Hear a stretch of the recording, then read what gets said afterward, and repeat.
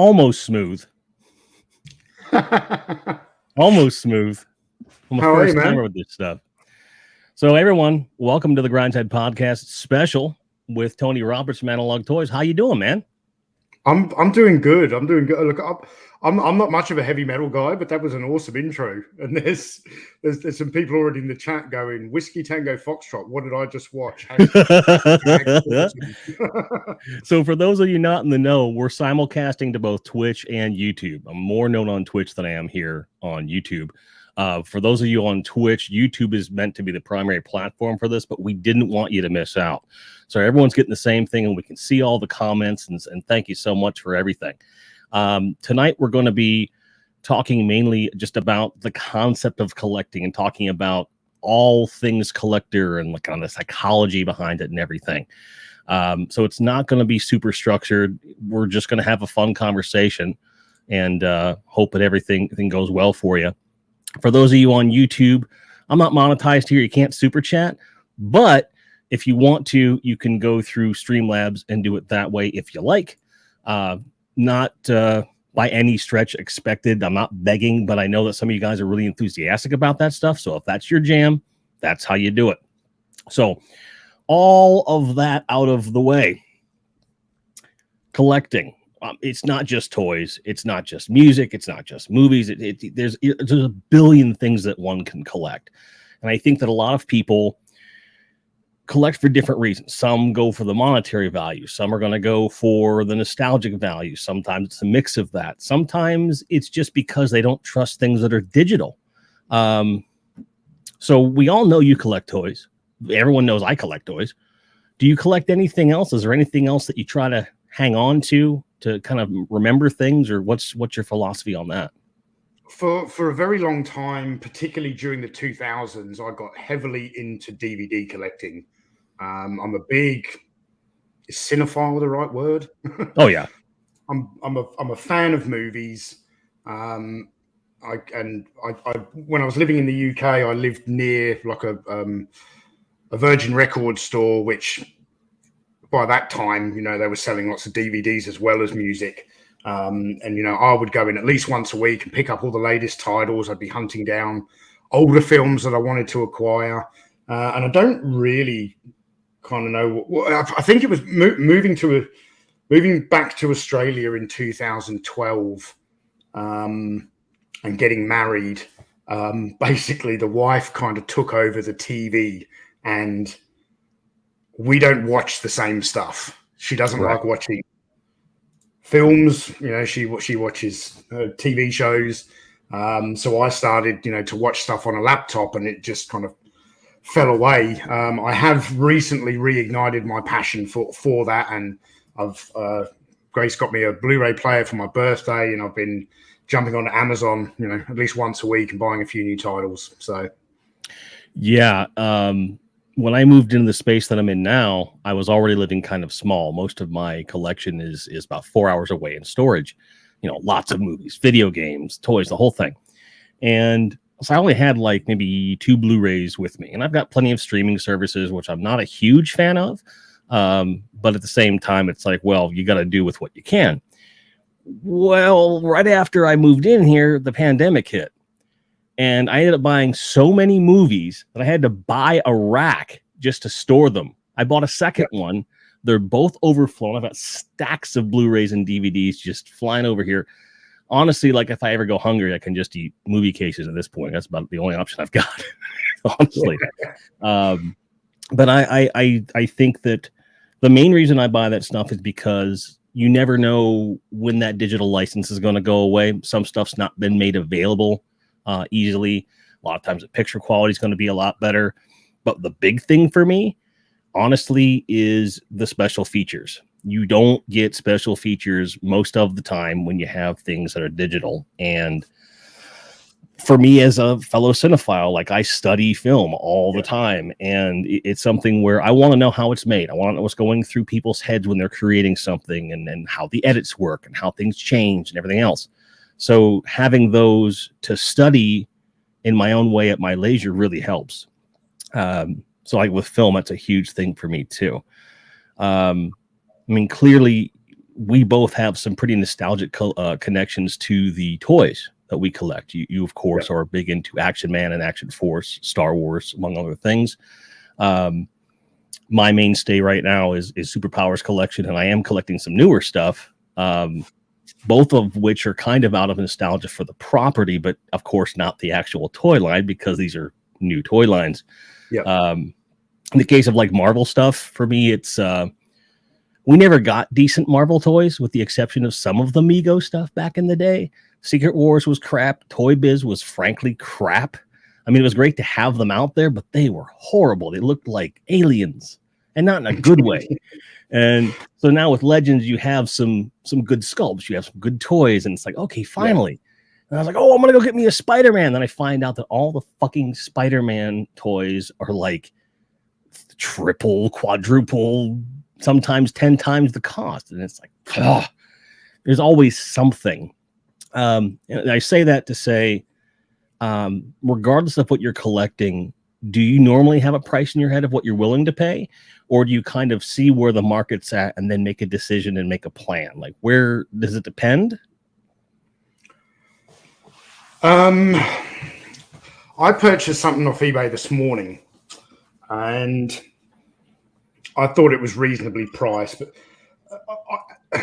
running a YouTube channel has really changed the way I collect, because now I am not just, hey, that's a really cool toy, I'm going to chase one of those. Now it's like, I want to make this video, and there are certain toys I want to have in it. So I just look at it. I really don't look around at the price. I'm kind of up to speed with a lot of properties, but if I see something and I think it's reasonably priced, I just buy it. And what I purchased this morning was, so Michael Schaefer in the live stream yesterday had sent me one of the Centurion figures, and I purchased another couple of figures from Reclaimers Vintage Toys. And I know that Hacker and is it Dr. Terra, the two like villains from Centurions. Yeah, I believe so. No, Dr. Terra is one of them. Yeah, they're a lot more difficult to find. I've seen them go for about $200 each, and they weren't perfectly complete, but they're pretty good condition. The guy had both of them on eBay for $250 for the pair. A couple of missing accessories, not a lot. Pretty good condition. I was just like, and then I've got all 5 characters, boom, and just hit. Well, I probably ummed and ahed for about an hour and spoke to Michael Schaefer, and I bought them. So now I've just, with international postage, now I've just got to wait 6 months for them to turn up. Well, like we were talking earlier today, or last night for you, I guess, about the fact that there are some dealers here in the States that have some things you're looking for. And I was like, well, I can get them. Like, I can see it right here, but they'll only ship to continental United States. So it's going to be these things where we grab it and then get it over there and stuff. And that part of it is really a drag, especially given the platforms give you the ability to ship anywhere you want, and they help you manage it. Because if you've ever sold on eBay, which I'm sure you have at least once, it's really easy to manage. You can get free, in most cases, you can get free boxes and tape from like your postal service. Like we can here in the States, or you can buy stuff from them, which is also good. And then they help you calculate what the actual shipping is going to be, which is why when I see these exorbitant shipping prices for something that's 20 minutes away from me. So I'm bidding on something right now, and the shipping from 20 minutes away is like $30 for this thing. Now, granted, it's a little bit bigger, but it's not very heavy.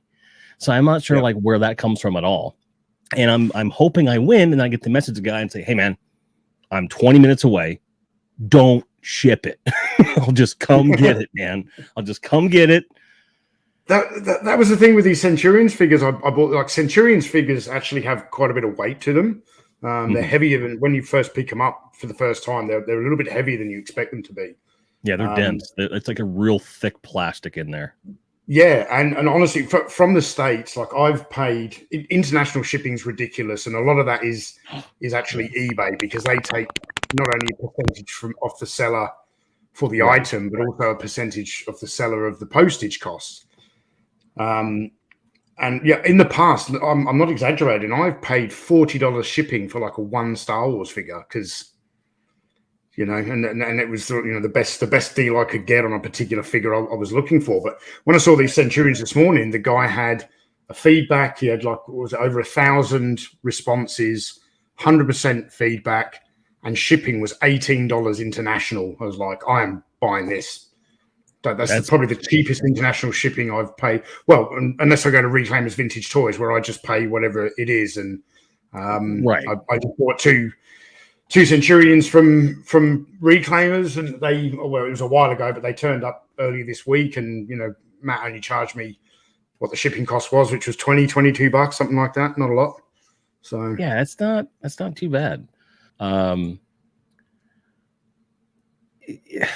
Shipping costs just in general have always just pissed me off, to be honest. It's just like because I guess at this point we're kind of spoiled as collectors because I'm used to many eBay sellers just saying, shipping's free.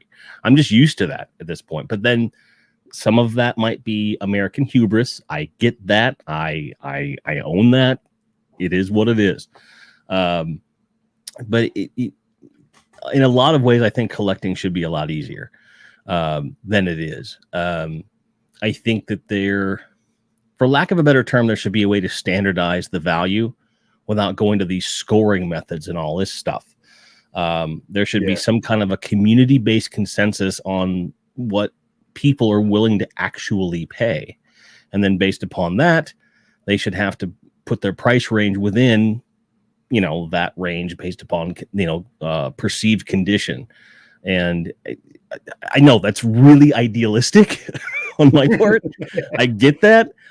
You'll find that as we get to know each other better and better, that I say these things like, it should be like this. Damn it. It's why isn't it like that? But I don't know if that would be something easy to do because economies are different, currencies are different, like exchange rates and all this stuff. I understand that.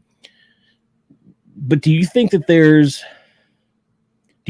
it's gotten a bit easier to suss out the trash from the good sellers in the last couple of years? Because I kind of feel like it has.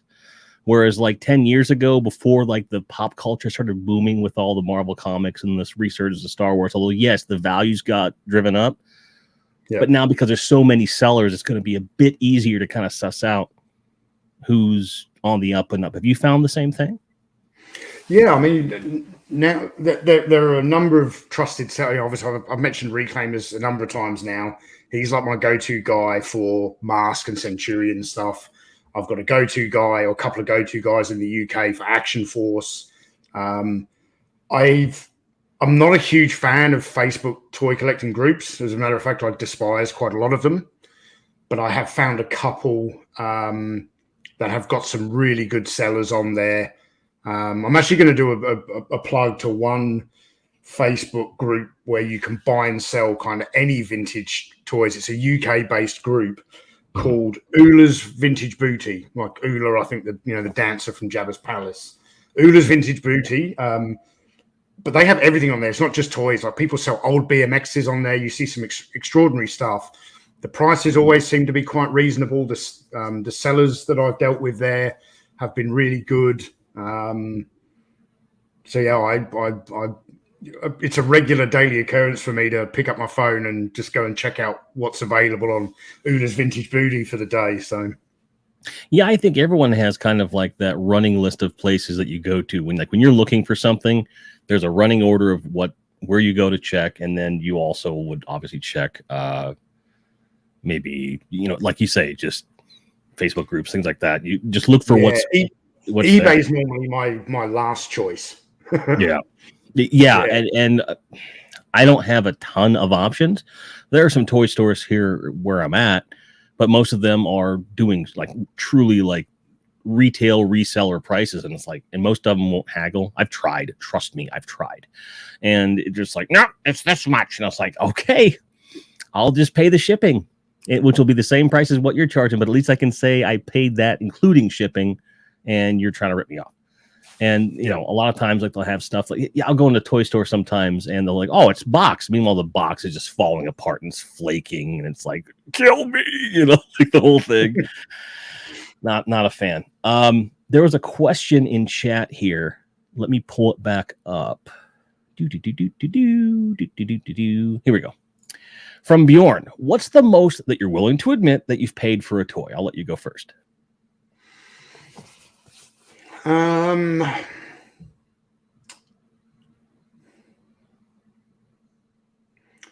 think the most I've paid for a single figure was probably the Japanese Imperial Soldier from the 1960s G.I. Joe line. That's a very rare figure.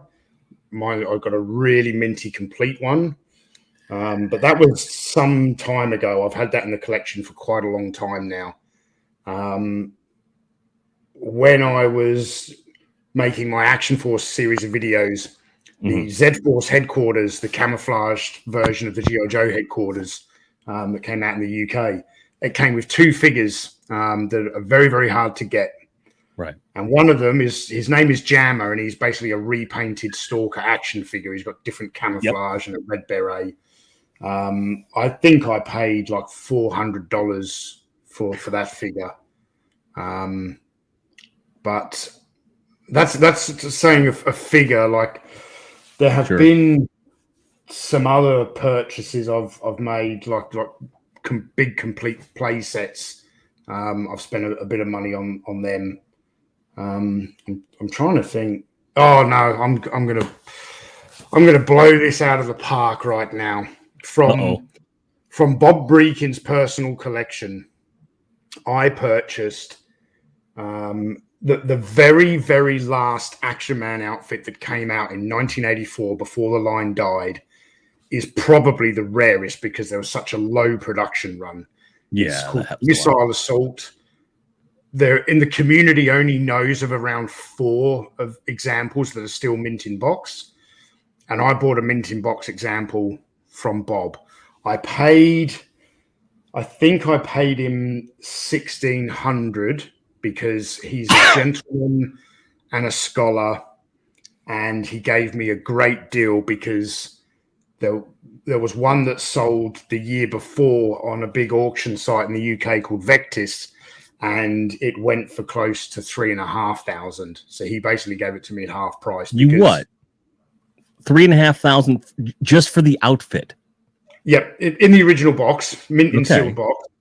So the box, the outfit.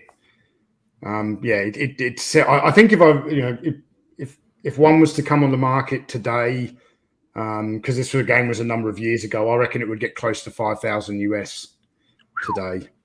You know, and I really wanted the toy. I knew Bob had it in his collection because it's one of the things that he put on the table next to him when I interviewed him for the documentary all those years ago. And you know, because he knows me quite well. He knows what I'm like. I don't resell stuff. When it comes to my collection, it stays here. And I think he also likes the idea that I've got it like written into my will that a large portion of my Action Man collection is actually to be donated to a museum in the UK when I'm gone. Nice. As opposed to being so basically like the you know, if I go before the wife, which I probably will, I'm a bit older than her. You know, she can sell everything else in the collection and get a little bit of cash, but the Action Man stuff will go to the Leicestershire Museum, which is where Palatoy originally. That's where the company was. So sure. So clearly, because I have not been collecting in earnest as long as you have, I have nothing even remotely close to that. The most I've paid recently, when I bought that Hall of Justice, I paid like 170 US. Should have paid 250, but I got it on an auction, and the guy didn't complain. He could have had every right to just go, nope, yoink. He could have yoinked it, and because he was like, no, I'm the original owner. I want this to go to someone who's really into it. You're clearly into it. I'm going to send it to you. And we've done a few more transactions since, and without tipping my hat to his business, because I don't want to, want to get around that he's that charitable. Some of the stuff he sent me was well undervalued, like way low. He just wanted to make sure someone had it that would really enjoy it, because it's interesting from his perspective as a seller, because he's like, look, you don't want to buy from a reseller who's trying to gouge you. I don't want to sell to somebody who's just going to like clean it up, put a little paint on it, and then resell it for whatever they're going to sell it for. I want to sell to collectors. And that's the first time in any type of collecting I've come across that, right? That was refreshing. Okay. I did pay $100 for an original promo version of the Transformers the movie soundtrack on vinyl, because it was a promo version, which they're super rare by comparison, and it was in good shape. And I was like, that's my favorite movie. So I mean, that's relative to the cost of a vinyl. That's pretty up there. So follow-up question to kind of flip it. I don't want this to be about value, but I do want to illustrate to folks that maybe aren't in the collecting community of any of this stuff. Give me one or two items in your collection that you never thought that they would see a huge hike in price. It doesn't make sense logistically, but it happened. And when did you realize that? Unfortunately for me, I collected a bit of Star Wars. Like in the 90s, I really got into collecting the whole Power of the Force 2 stuff. Mm-hmm. Like a lot of other people, I was just excited to see it in stores again. And I probably collected that for a couple of years and moved on. But I think somewhere around the late 90s, I was buying a little bit of vintage Star Wars stuff. Don't know whatever happened to it, you know. Toys would come and go in my collection. I used to sell a lot more back then. I wouldn't. Action Man was like my main thing, so I would have a brief dalliance with another property, and then a few months later I'd be over it, so I would sell them to buy more Action Man stuff. Mm-hmm. So the collection I've got now, like it's been a bit frustrating that I got into collecting it post The Force Awakens. I knew The Force Awakens would re-energize interest in vintage Star Wars, but the level it has gone to are just insane. Absolutely insane. And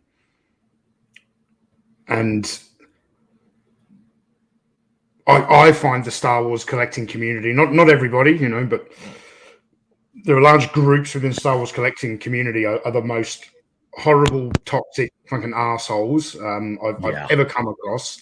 Who think they can tell other people how to live their lives, how to collect, what they should be doing, what they shouldn't be doing. And these are all the guys who are collecting for investments, who are obsessed about the money. I wish toys weren't worth anything. Right. I agree. Monetarily. You know, I wish that I could still go to a garage sale or to a toy show and find an old 1960s Action Man, and it's like $10. I'm not doing this. You know, I could have a lot more stuff if it hadn't have cost me that much. But right, you know, where there's demand and low supply. Sometimes it's one of those things where it can just be a matter of a couple years. I'm a big retro video game collector as well. I'm also known for that kind of stuff. And the circles I run in here, there's a channel called The Game Chasers. That's kind of their jam. And they started just before I did. And I wasn't really doing YouTube about collecting, but I was just doing it. And I came across this copy of a late stage release. It was a Metal Storm by a company called IREM out of the UK. And at the time, it was holding value at $60, which in 2012 was a lot for an NES game for the most part, you know, unless you get into the really crazy rare stuff. I managed to get it for 30, and I thought it was a bit of a coup. Turns out it was. Fast forward 8 years, they re-released the game in a physical copy through this company called Limited Run. They're kind of like they license it and then just make a repro of it, but it's licensed in this case. And it went for, $30 a copy or something. I thought, well, there goes the value of my old one, which I didn't care. But it was just, all right, well, there you go. Cool. I was hoping this company would be, with them re-releasing a lot of these games that were harder to find, that you would see the vintage stuff go down, But that's not how the collector mind works in terms of groupthink. That copy is now worth $280. Yeah. It's like, what? Why? You can get one for, it's the same game. You can get it digitally for nothing if you acquire it, right? I don't understand that. Same thing with film. The example that I'll give is Dawn of the Dead, when it came out on Blu-ray back in like 2008.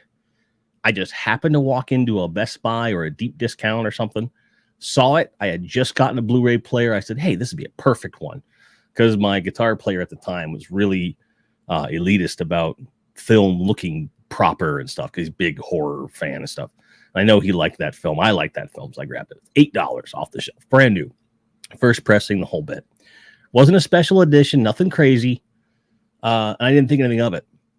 And I come to find out a couple years after that it had gone out of print, because the rights for those films tend to get really weird, especially because there was Italian involvement with like Dario Argento and stuff. And so printing it wasn't always easy because multiple companies had the rights. So it just went out of print.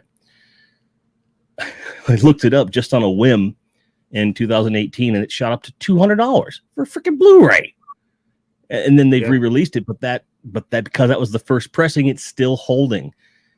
Yep. I don't like that. I don't like the idea, because for me, I don't care about the value. Like, I'm never going to resell this stuff. Like you said, this is for me, and this is an archive, a museum of my childhood and my upbringing and the things that I enjoy.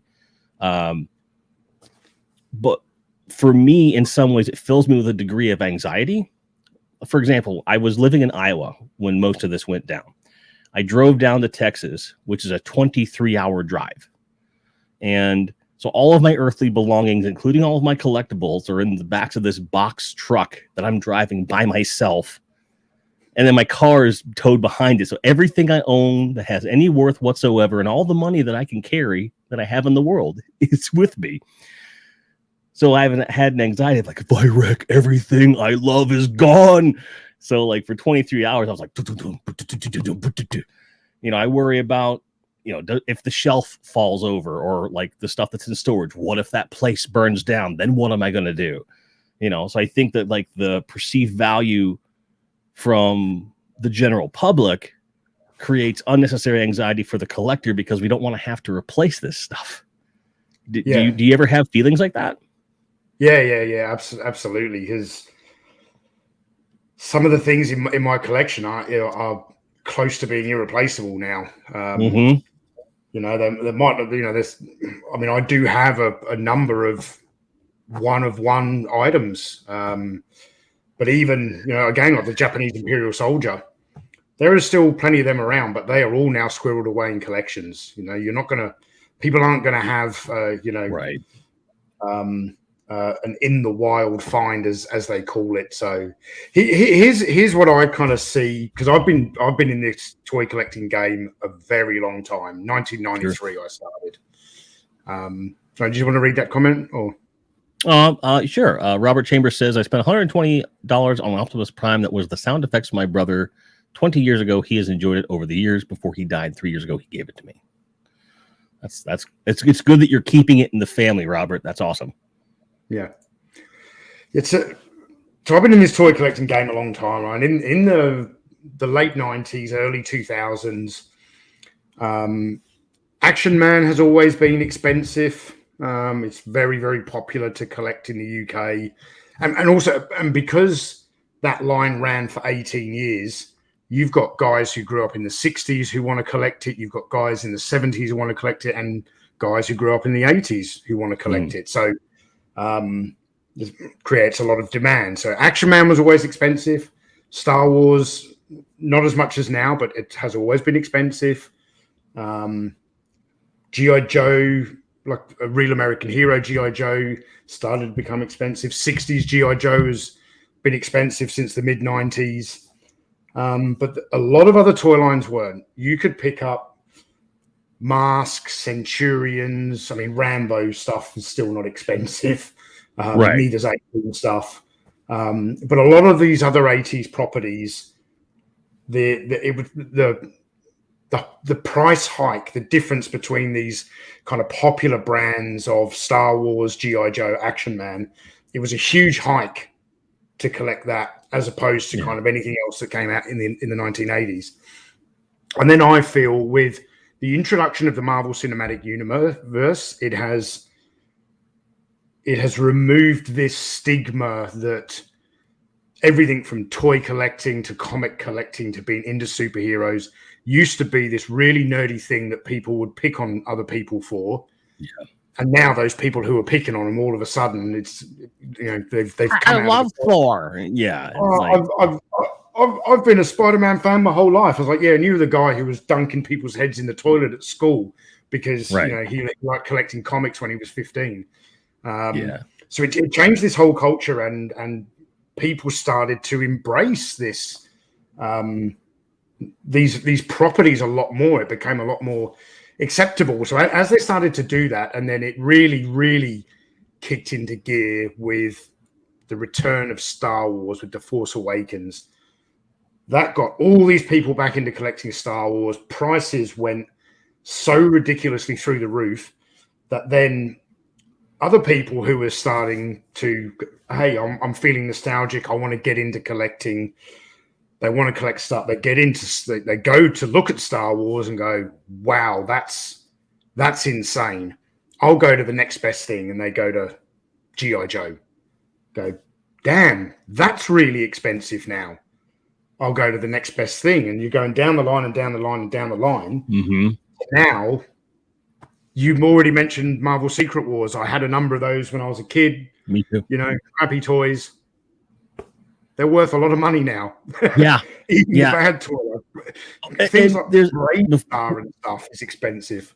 Now, the Secret Wars stuff, before we get off that, I want to tell a story which I think you'll find humorous. When I was looking for the Hall of Justice, I found one on eBay. And it was in decent condition. It was about the same as what I have. And the price was right. It was a decent price for what it was. But when they had the set open, on all of the transporter slots, they had a different Secret Wars shield and all of the inserts. I recognized all of them. They were all different. And I messaged the seller. I says, do you know what you have? I says, you have these 4 or 5 shields, and the inserts alone go for scads of money. I says, you really need to take a different picture and list those shields separately. You are losing money. And I said, here's what each of these are worth. This is this and that. And they're like, well, I didn't know. That listing is still up there. The shields are still there. They haven't done anything with it. And I'm like, you're an idiot. I don't want the market to exist the way that it does, but if it does, I don't want people to get ripped off, because you have this thing and it's worth something. It's okay to sell it as long as you're not gouging anybody. But if you don't care, then why are you listing this thing that's only worth 150 for 200, jerk? It's just like, I don't get it. I don't want to come across like a hypocrite here, because I've, talked about some pockets of the Star Wars collecting community who, I don't like when people tell you that anything, like, it's your collection, you do what you want. When they tell you you can't remove something from a card, you can't have replay, you can't do this. I don't like that. But there was, and I don't know if it's still the case in the Action Man community, because I haven't really bought anything Action Man in years. I've kind of got the collection I want. I've gone out to other areas now. So, but I can remember, like, back in the 2000s, a lot of us were getting upset with some other buyers and sellers in the community who would, Action Man figures are they're expensive because they're popular, but also because they are very hard to find complete. And it was a type of toy that a lot of kids played with in the back garden. So the uniforms got trashed. So to get a complete Action Man, like, there are so many accessories you need, as opposed to, a Star Wars figure that comes with 1 or 2 accessories. So what certain people were doing back then was buying a rare Action Man outfit on a figure, buying it off eBay, getting it into the collection, and then putting all the individual parts up for sale. and separating what was I see probably that all the time. that you know, I'm not telling people what to do, but a lot of the time when you find a minty complete Action Man, it's because the kid who had that back in the day really looked after it, and it stayed that way. Why go and separate it out just to make a little bit of extra cash? You know, they can buy a rare figure for say $300, part out all the accessories, and make $500. It's So like I think that there is a potential exception to that, right? So what if you have like a reputable toy dealer, like someone that we know is a good dealer and so forth, because I see them do it. I'm not going to name any names. But it's clear that what they got, like in the case of a vehicle, let's say, right? That it was a shell with a few pieces on it, right? And they ended up taking the pieces that were a bit more hard to find, and everything. Oh, goodness. And they were putting those up for sale so that people could grab what they want. And then they would also have a complete version of the vehicle also on their store. So I think for like the people that need one or two things, that's not so bad. Especially if you are making a complete one available for that sort of thing. There's, you know, it's a slippery slope though, dude. Like there's something that's super rare, like say an Eternia. I saw someone piecemealing out an Eternia, and I'm like, dude, those are hard enough to find as it is. You're just going to sell the shell? Oh, and you can get this hinge here, and you can do this and that, and each one's like $35 freaking. Yeah, but like, you know, if someone comes across, you know, and Eternia is a great example because there's so many different parts and pieces. Yeah. If you come across one that's, you know, only 60 or 70% complete, go right ahead. But if you've got one that's, you know, even 95% complete, don't go parting that thing out. But you know, as I said, I'm not going to. You know, everyone's got to hustle these days. They've got to, you know, they've got to make their money somehow.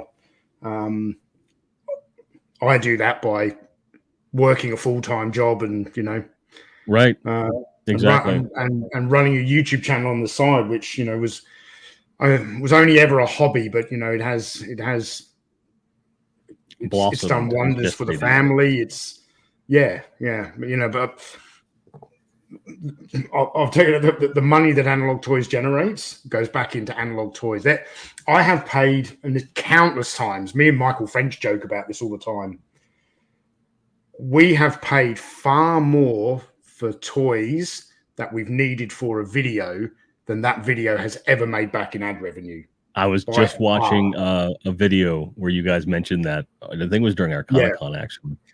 And I bought a Sideshow Cobra Commander. I really like the Sideshow G.I. Joe line, but I kind of missed the boat. I should have been buying it from the start because they've all gone up in price. But it was a really great line, 1/6 scale G.I. Joe characters, highly detailed. Sure. But I went into a comic store down in Perth about 2 years ago, and they had the Sideshow Cobra Commander, really nice figure. And I couldn't believe the price. I had to do a double take. It was 120 Australian, which would be about 90 US. As I was in the store, I went on eBay and had a look at sold listings. I was like, man, the two have sold this week for like 300 and 350. And this is like $90 US. I'm like, I'm gonna buy that. I bought that just simply so I could experience the Sideshow G.I. Joe figure for the first time. I made a video, and that video probably made $11 in ad revenue. So, right. You know, yeah. But I also suffer from what I call the Michael French syndrome. Okay. I would watch him. I studied him. I studied you and Dave. Does he know that you have something that you call the Michael French syndrome? No, this is the first time I'm saying it in public. Okay. So, Michael, if you're watching, you go with, with all due respect, mate, I will explain. So, I studied a lot of you guys because when I find something, a format that works similar to what you did, or like just the kind of information people are going to want, I said, okay, there's certain things I'm going to do. But when I started, it was like every time I got something, I started filming, and I was like, I'm going to do this. And I watched back the first couple of videos. I'm like, that's boring as shit, dude. Like, you just got two figures. Who cares? Show like a bulk of them, right? And so I got these superpowers vehicles. I got 2 of them in one day, and the third one was supposed to come on Monday. And I was like, oh, I'll film this on Monday. And I was like, why don't I just show them the 2 that I got? Like, no, these are all 3 from Series 1. You can do a video about Series 1, but you can't do it until you have them all. Like, how dare I would film the 2 of them, but not have all 3 there? That's the Michael French syndrome. Like, I'm not filming this until I have everything I need for the video. And I understand it, and I appreciate it, and I feel like an ass for thinking that I could be like, oh, well, I don't have to be that strict with myself. And immediately, you know, a month into the game, I'm just like, well, I get it now. Sorry. It's stupid. But because I was just like, people that do well at things tend to do well at them because they put a lot of passion and effort and grit into it. You know, Michael's a good example of that. You're a good example of that. Dave's a good example of that. And there's a lot of other channels that are good examples of that. For whatever reason, like there's a lot of game chasing channels out there. People are going to flea markets, finding video games and toys and stuff like that. But the people that try to tell a story, like the game chasers and some other people, those are the ones that I go after. Not, hey guys, we're gonna go in here and get some games. This is so cool, awesome, amazing. Like, I can't. Cell phone footage of some guy just going to 5 different targets in a day. Oh my god. Oh. Like, my cell phone is probably the best camera that I have, but if I'm going to use it, I'm going to have it on like some kind of stabilizer and try to make it look somewhat not seizure inducing. Apologies to anyone with epilepsy. It's nuts. I do want to bring this up before it gets too far. Brendan says, I also have used Dallas Vintage Toys for a lot of Amigo and Buck Rogers figures. Dude, we're in the same neck of the woods. I'm in East Arlington, and I went to their site, and I got a weird vibe from those guys. Like, some of the stuff's like superly fair priced, and then it just jumps. And I'm looking at the 2 pictures, and I'm like, I can't. What's the difference in the damn condition? Why did this figure jump from $30 and this one's $600? It's not in the case. It's not carded. Like, was that Star Wars stuff? No. No. What toys what figures were they? Superpower stuff. Yeah. Yeah. So I wouldn't be surprised if it's the same figure. Go from there to there. It's like a Kenner one manufactured in a regular factory. And this one's from Argentina. It's in Superpowers, that's reversed. In Superpowers, that's reversed. The US based stuff is the most readily available and cheapest to get. If you get the alternates from other countries, it jumps insanely in price. And they listed it as a US, and they showed the leg. So I had like the Kenner 84. It wasn't like a repress. So like with the Superpowers line, they had their first series, second series, third series, and then each time they released a new series, they would repress the old molds until series 3, and they stopped doing that. And I was like, like, you know, make more of these other ones, because if you're just getting into it in 1986, you might need the old stock. Like that, I never understood that either. Like, why would you just stop selling the old stuff? If someone's just getting into it, if a kid saw Return of the Jedi for the first time, like, I'm going to go out and get all these figures, you couldn't. And like, that's a weird thing. And it's the same thing with movies and CDs and stuff. Like, they just stopped pressing things. And I do understand it. I don't like it. It's really odd. But Brendan, I got a weird vibe from those guys at Dallas Vintage. And if you did too, please let me know, because I was like, I don't want to go in there. I don't want to go in there at all. Because it's just like, ugh. I occasionally I'll click on one because they got a YouTube channel, you know, and occasionally I'll click on it and I get a bit of a weird vibe from their videos. But I want to read out Tim Ward's comment here. He says, I offer therapy sessions for the Michael French syndrome, and I even have medication for extreme cases. Yeah, nice. The Michael French syndrome. Can I just take a moment, because I think this kind of fits quite well here. Sure. The concept of toy hunting. All right, as I said, I've been in this game a long time. Toy hunting videos on YouTube. for some reason in today's pop culture society, you know, the people who are into this, toy hunting means driving round to 10 different Walmarts and 5 different Targets trying to find a new figure.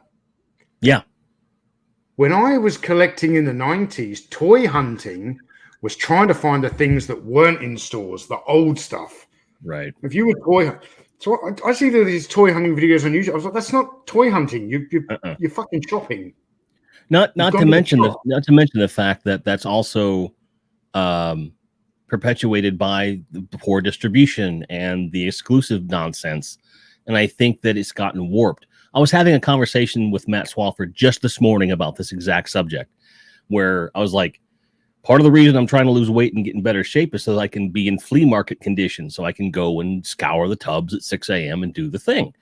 Because as much as I like being able to preview in relative comfort on eBay, there's not a lot of fun in that. And you're not getting the better prices. And the excitement isn't there. And I was like, anyone can click on place a bid or buy it now, man. You know, like with my Origins collection, and then this will lead into something else. There's a bit of a controversy. I got into a very minor argument with somebody, and I feel bad about it because I wasn't trying to be a dick. But I'll get to that part in a second. I have paid about, frankly, close to double retail in most cases for a lot of the stuff that I needed to get to fill out, because the waves are already getting hard to find. And I knew that if I didn't get it now, it was only going to get worse. So I just looked for the right deals, tried to get the good prices. And a lot of times I got lucky, right?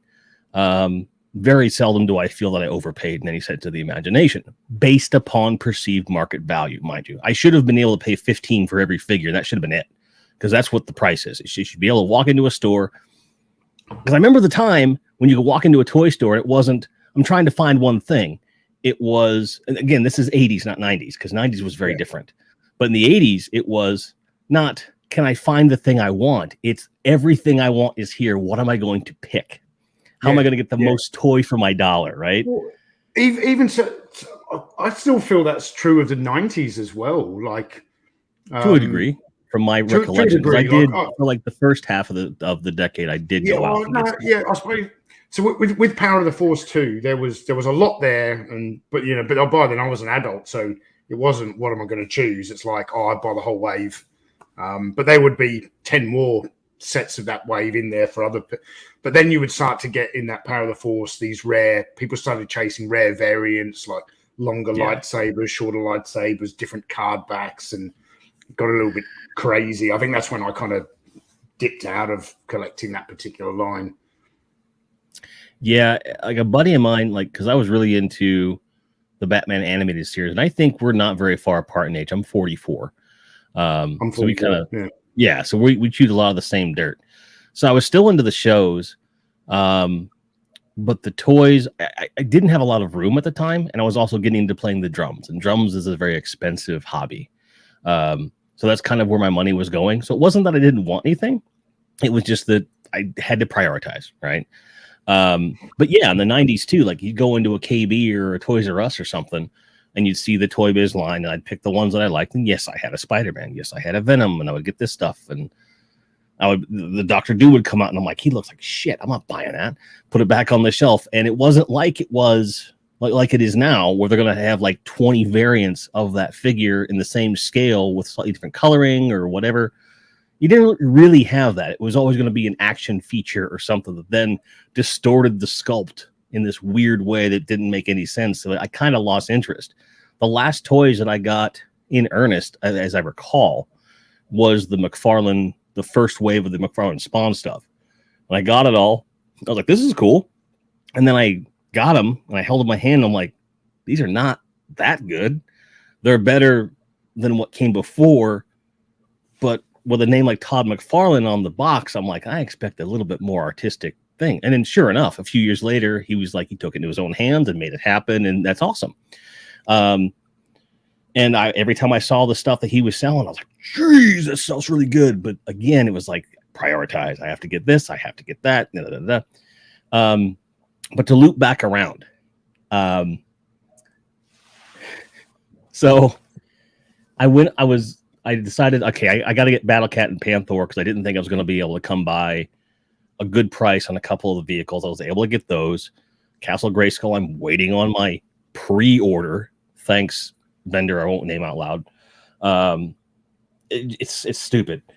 They went live with Castle Grayskulls on Amazon a couple days ago, and I was like, because I couldn't afford it right then, and they were up there for like 6 hours. You were able to get one at retail, and it was just like, oh man, it was even lower than retail. It was like $71 prime shipped. I was like, damn it. But I got so I was like, well, I can't have that. I should get the cats, right? So I ordered them from Target because they were the best price that had them both in stock. I can get them from the same place.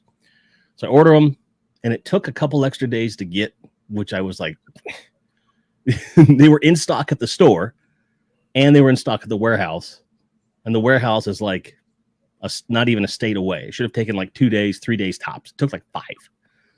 Whatever. It is what it is. First world problems. I get it. No problem. Whatever. Get the box. Open the box. And the box was a nice size. It looked like it was right. Open it up. Both card backs are crushed in this far. And with the heat, you can tell that like the moisture got into it. And so then when you bend it back, it has this wrinkle like it's been like that for a year. And the Panther box had this crush on the top to where all 4 corners were like bowed out to where they're getting pointy. Yeah, I watched your video. Yeah. Oh, okay, yeah. So, but they don't know that. They didn't see it. yeah.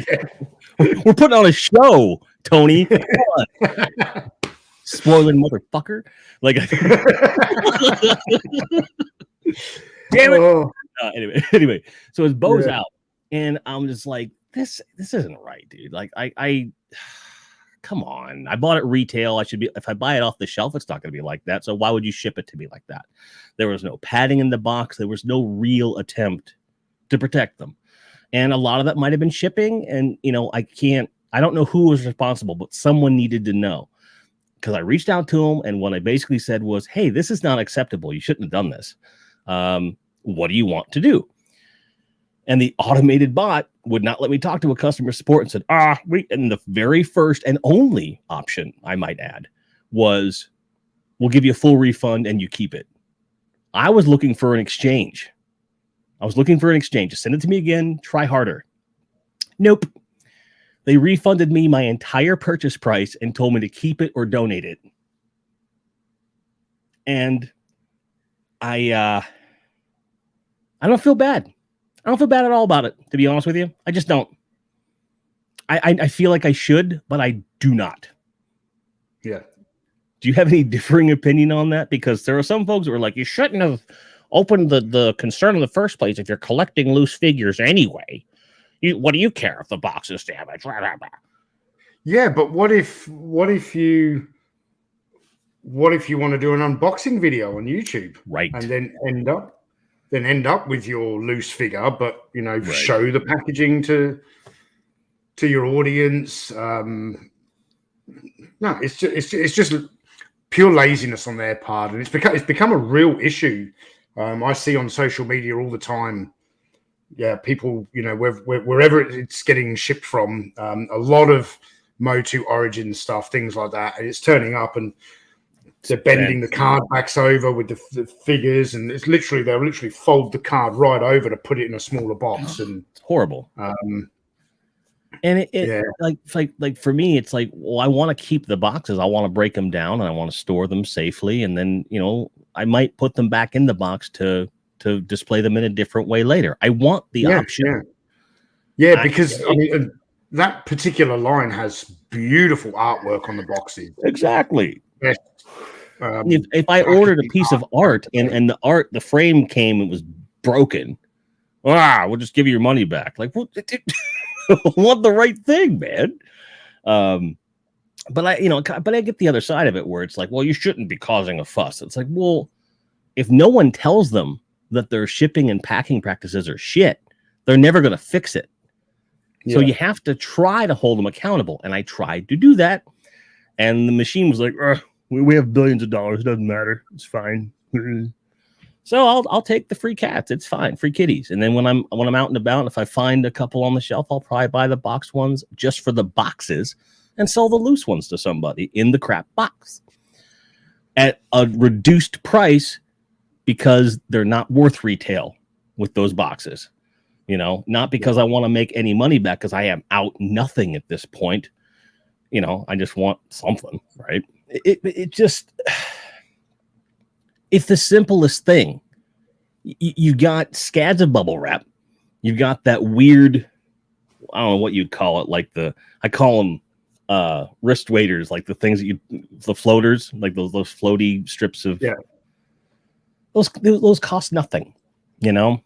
All they have to do is pack the two sides together and make sure everything's nice and tight.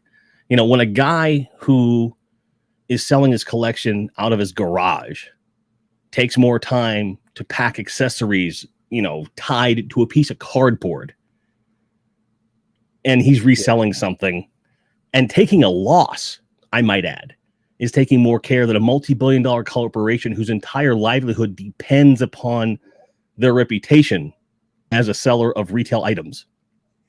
I don't understand. I don't get it. You know, people complain retail stores are going to go away because Amazon and all this stuff. It's like, well, it's their fault if they don't do better than their competitors. That's what the market is supposed to be. Yeah. Mods, just get rid of them. Just get rid of them. Just get rid of them. What's going on? Oh, nothing. But and my mixer is talking back to me as well. But it's the state of things is completely tenable. It's completely tenable. And it feels like the people that should care the most, right? Don't. I don't get it. There was a time when selling your wares and giving good customer service was your entire reputation. And if you didn't do it, people held you to task and people didn't shop there anymore. But people don't seem to have the kind of, shall we say, testicular fortitude to go up to this retailer, which may be the only retailer that carries that one figure that they really need because, exclusives. They don't want to rock the boat because they might not be able to be allowed in that store or whatever. I say to hell with that. Like, if they're not doing their job, it's okay to say you are not doing your job at the standard where I'm going to vote with my wallet and pay you, right? So I'm not going to order anything by mail from Target ever again. I will go into the store, and if I can find it, fine. But I'll never order from them through the mail again because of that.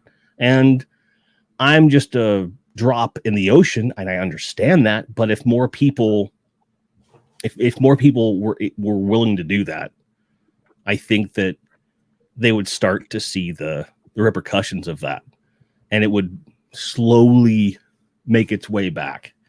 It's just a shame.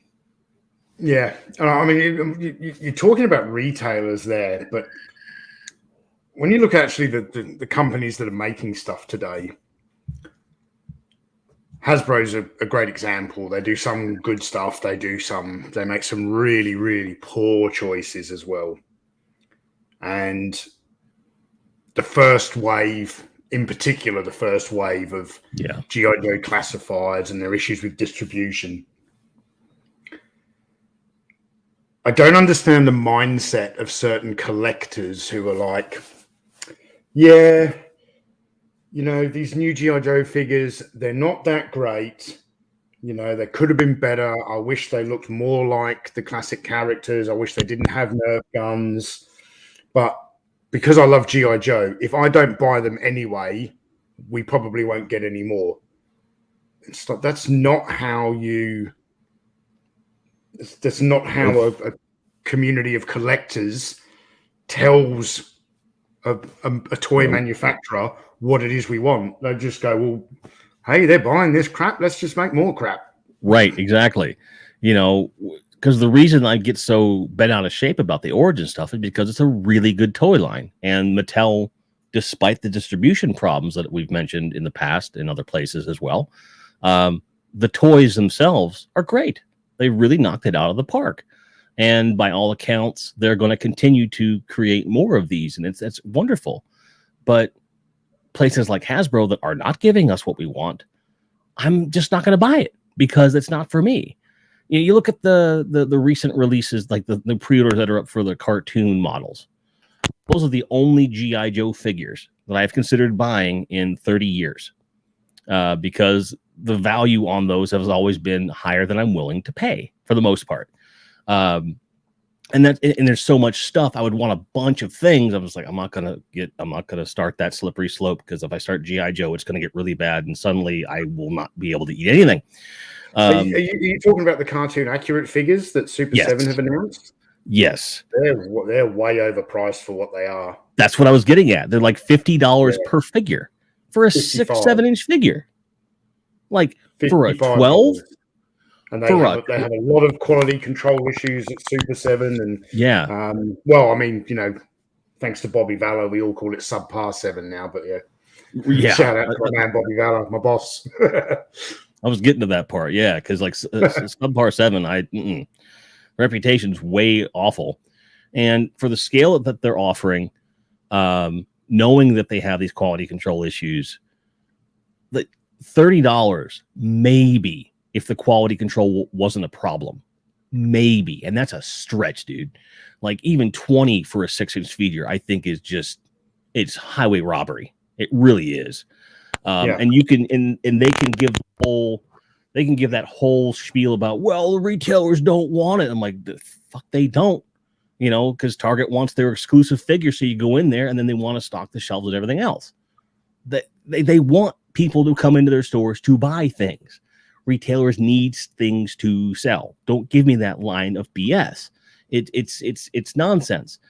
So if you're doing all these like direct reseller deals and all this stuff, it's asinine. It's poor business decisions. And the fact that you have these figures that they look really good, I think they're some of the best figures that I've ever seen of those characters. If you're a fan of the cartoon, they're finally catering to that, but everything else surrounding it is just stupid. And it doesn't make sense.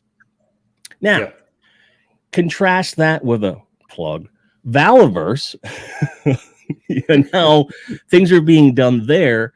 It is a line of Action Force by fans for fans, and from what I've seen, you know, Bobby's taking every step that he can to ensure that from start to finish, design, tooling, everything, he wants to make absolutely sure that this is going to come out the way that this type of thing with this kind of reverence should. Can you comment on that? Well, first of all, I want to comment on pricing. Can someone in the chat tell me what a G.I. Joe classified figure sells for at retail? Like if you walk in, you find it in Target, what do they sell for? Because I know the Super 7 ones. How much? I think 25 or 30 US. I think. Yeah. So Valaverse Action Force figures are $31.99 US. But for $31.99 US, unlike whether it's Star Wars Black Series or classifieds, you get three sets of interchangeable hands, 3 pairs of hands. Right. You get a nice figure stand, which you don't get with other toy lines. A lot of accessories, so removable body armor, removable belt or drop leg holsters, pistol, knife, rifle with pretty much everyone, a helmet, some interchangeable heads. Like what's in the pack? Like that's why I first really got into the line. Is they've got all of these accessories and the stands and the interchangeable hand. That's what I go for, and they're still only $31.99. So that's really I think it's excellent value for money, and I'm not just saying that because I'm part of the line now. You know, I bought into this line, but Bobby was trying to. Bobby wanted to send me the entire first wave for free, so I would do a video review, and I was like, no, I'm paying for them so that I can give an objective review. I pre-ordered the entire first wave plus some of the army builder figures and things like that. I won't be paying for my desert rat, I'm pretty sure. I mean, come on, mate. Like if you have to pay for a likeness of yourself, the world has gone to shit. And you know, it's written into the contract. I get a number of samples of the product. So, well, of course, yeah. You know, and that's so. I don't think I answered your question though. What can you ask? Oh, just this fact that just you did comment directly on what I was asking, which is like just the kind of the vibe of Valaverse and what Bobby's doing, and you absolutely said that. Just the fact that there's all this stuff in there for the price. Yeah. Also, like, you know, he's a collector himself, so he gets frustrated with scalping. So when he sold his the weapons packs, was a very popular product because people could use them for GI Joes and stuff. There was a limit of how many customers could buy, and if he caught anyone reselling them anywhere, then they would basically be banned from buying anything else from Valaverse again. You know, he's not encouraging this. And yeah, and even like I know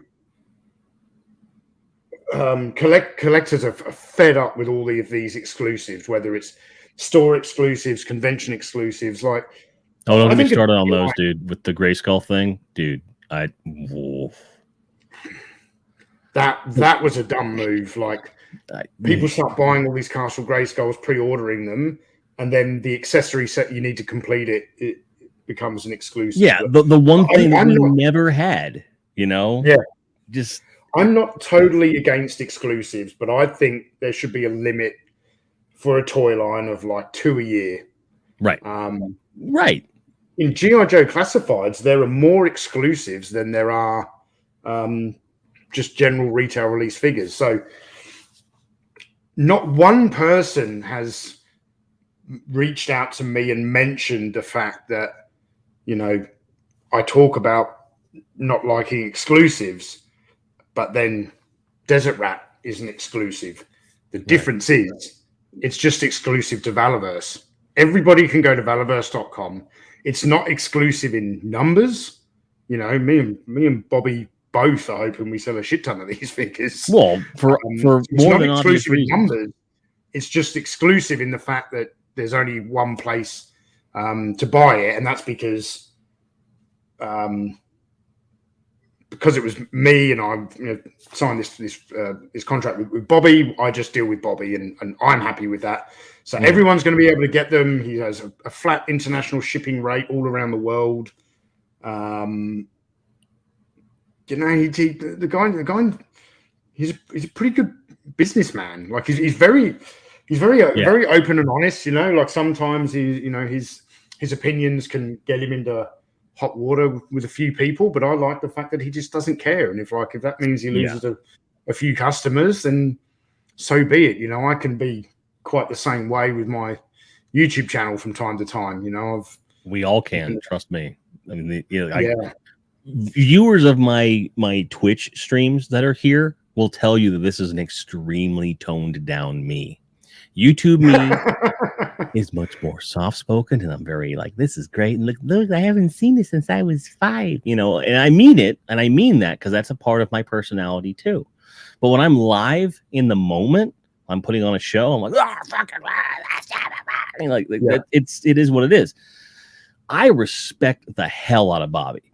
Like, I've seen stuff he's posted online. I've seen the panels. I've seen the interviews, and I think he's got a really good way about him, and he's doing this the right way. But it's the smallest little thing that will show me who a person is, right? So over the weekend, I reached out to him after, like, I think he added me on Facebook. I don't remember which it was, to be perfectly honest. He might have done it after you and I became friends. And yeah, I think because so when I had you on the channel, Yeah. Bobby was busy at the time, and he didn't watch it till like a few days later. Yeah, he mentioned that. I remember like 3 days later, all of a sudden he was posting that interview all over social media, like, holy shit. And he was messaging me and he was like, man, some of the stuff that you were talking about in that is like, I'm going to write that into the character's backstory and stuff like that. So yeah, I'm glad he reached out to you. Yeah, but what I was getting at was that we were talking this and that, and I said, hey, if you ever want to just come and just chat, like, we don't have to do it online. If we don't have to record anything, I just want to like bend your ear a little bit. And he's like, sure. And he said, how's Wednesday? I'm like, that'll work. And that was the end of that conversation. And Wednesday rolls around, and well before we had even remotely discussed like when we were going to do it, we hadn't really even set a time. And he goes, dude, I have to reschedule. I'm really sorry. Like, he doesn't know me. He doesn't owe me anything. The guy is busy, right? And just the fact that he took the time to say, hey, man, I'm sorry I'm not going to be able to talk tonight. We'll figure it out. Like the little things that people do, like that, when you become so engrossed in something, any kind of pursuit, whether it's a corporate job, a hobby like YouTube, it takes a lot of time, anything, it can be very easy to become dehumanized and not reach out to people that you don't already know. You start to become kind of sequestered because you're laser focused and your trust circle is very small. And a guy like Bobby would be very, very easily justified in keeping everything close to the chest and being justified in not having to justify any of his actions to anybody because he's got something he wants to do. Yeah. And for a guy like that, who has every right to just put on the blinders and go straight ahead and not worry about any peripheral people, just to take this quick second and be like, dude, sorry. That's rare in 2021. It was rare in 1991. Yeah. And he's a top dude. And Bobby, if by some weird chance you have me watch this later, you're a good fucking guy. And you need anything from me, you just ask, and you've got it. Like, especially for what he's doing for toy collecting and setting a standard and holding the line. It's one thing to say, I don't believe in this, but to be in a position to actually affect change in the independent toy market, the likes of which we've never seen, with integrity and without gouging people, doing things the right way for the right reasons, we need dozens of him in the world right now, because we're not getting that. Because you look at like your Mattels and your Hasbros, there's clearly designers and people in the creative end that are really putting their heart and soul into a lot of this. And somewhere along the way, some jerk off comes along and says, yeah, can we give them Nerf guns? I think Nerf guns are cool. But why is that? Oh, because we're selling Nerf guns over here. And if the guns that the character's holding are like the ones that they can sell and actually shoot, we'll sell more of the guns. You see what I'm saying? There'll be some recognition there. And it's stripping that out for them. You look at what's happened to modern Hollywood, where you know, directors today, we don't get to see, certainly in big budget films anyway, we don't actually get to see a director's vision. Director does his best, but the movie is actually directed by focus groups and committee, committee, and it's the same thing that happens in Hasbro. And this is why Valaverse is different, because Bobby worked there for a long time. You know, he learned a lot of Hasbro's mistakes and has come into this line not wanting to make those mistakes, and he doesn't have all these corporate people telling him otherwise. And there was a comment in the chat a little bit earlier from Jason Keane. Jason Keane. He said, why won't Hasbro do what Bobby Valor is doing? Because it's a corporation, you know, it's a hive mind. You don't have necessarily, you know, you've got some really talented designers and probably some bad designers. I'm sure that, you know, not everyone's amazing. Whoever's designing those Nerf guns, clearly. Yeah. But maybe the poor guy who was making that was sitting there going, holy crap, I want to be sculpting an M4 for Duke. But, you know, the guy in the suit on the 45th floor has said to me, no, it's got to look like this. So, but I'm just going to, this will be a a first reveal, a bit of news. So, Okay. well, you already know this, but the audience doesn't. Oh, okay. All right. There was a short Desert Rat promo video a little while ago. A very short, looked like a movie trailer. And I said to Bobby, "Look, I'm going to work on something a little bit bigger, and with it to go public in November." I posted a short thing about it. I know it's not an exclusive. Sorry, Grindhead Jim. I posted a short snippet about it on Instagram this morning, but That's first fine. time on YouTube anyway. There is a 9-minute short film that's already been shot. There's a little bit of work needs to be done to it, but it's close to done. It's coming out in November, and I'm telling you all right now, in the entire history of action figures, this is the greatest action figure toy commercial ever created. It's going to blow people's minds, and it will make, I think, it will make companies like Hasbro. It will take Valaverse to the next level, and it will make companies like Hasbro really sit back and go, wow, no one's ever done marketing like this before. Yeah. And I won't spoil anything. I refuse to spoil anything, but what I will tell you, not you, because you've made the damn thing, but you out there in the ether, it's basically a short film. It has a 3-act structure, and by the end of the first act, I was crying. It's 5 o'clock in the morning. I'm sitting on my toilet, blubbering like an idiot, and I haven't even got third way through the damn video. And the story had an arc, characters within it had an arc, and I mean, I'm friends with Tony, and I'm super excited for this figure, but now I'm invested in the character that this figure is going to represent. Like, I didn't really have any interest in grabbing the comics. Now I want to grab the comics, and now I want to grab the figures. And I say this with context to say that as a friend, I was going to get this anyway. I was going to support it. I was going to promote the hell out of it because you deserve that. And Bobby deserves that, right? But when you see this kind of investment into the lore, and you see this kind of investment into the, for lack of a better word, mystique of a character, and what that can mean for future iterations and future waves and future lines and series, you're like, oh, now I get it. Like, it all came together, like it just, I finally just came into a prism, and I was like, that's what Bobby's doing, and that's what Tony's doing. This is why they're working together, and I get it now.